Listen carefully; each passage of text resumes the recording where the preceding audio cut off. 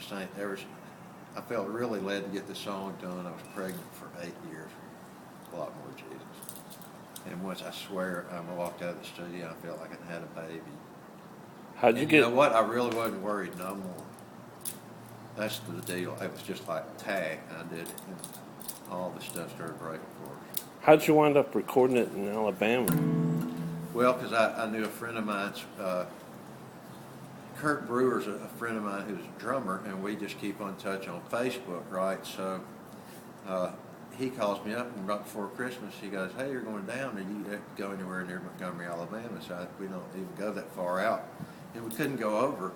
So while I was down there, I called up, and this guy wanted to use his studio for free, and everybody was going to play for free. So we had to come back up to Nashville. So anyway, we drove from Shreveport back to Nashville and straight down in an old stormy rainstorm. It was sleet and everything to Montgomery. We didn't know where we were going. And my friend Kurt just took us in, stayed at his mother's house. Went out to the studio after going to the Hank Williams Museum and everything. And just went out there and set everything up. And me and him had practiced the night before. We stayed up late just jamming. And man, we were so on this thing. We said a prayer before we did it, and it came out. And my voice sounds like there's some really good singer doing it, and I don't even know who it is. But yeah, I'm 53. I've never had musical chops like this right now, so I'm gonna go ahead and burn them and make all the music I can. And I've also got a command the guitar that I've never had before. Tell us about your trip to Shreveport. That was pretty awesome.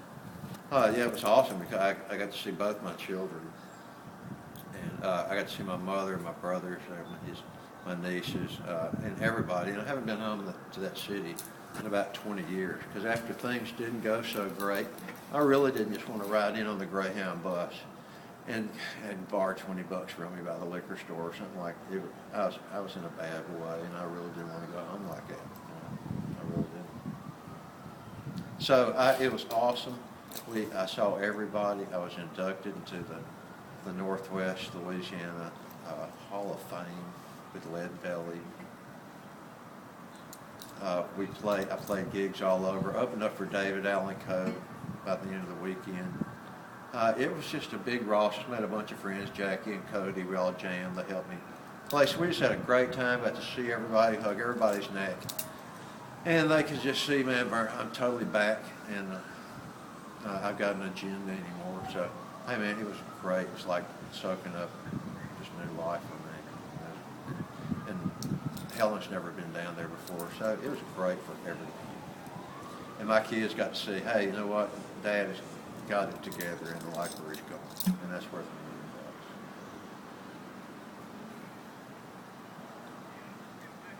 $1 million. What do you got planned for this year coming up? I have no idea, John. You know, it's just everything changes for me every week. The single came out so good, the cut so good. We said, you know what, we're just opening our own record label, and had a partner, the guy who engineered the record in Alabama, took over Tony Bunger. And not before I know it, here's the artwork's done, the CDs are being manufactured, and I'm distributed all over the world through Rhapsody, iTunes, CD Baby, the whole rig. So, pardon? Yeah. What about that distribution? How did that come about? That's all internet. Compare and contrast that to how it used to be for you when you and Keith were doing it.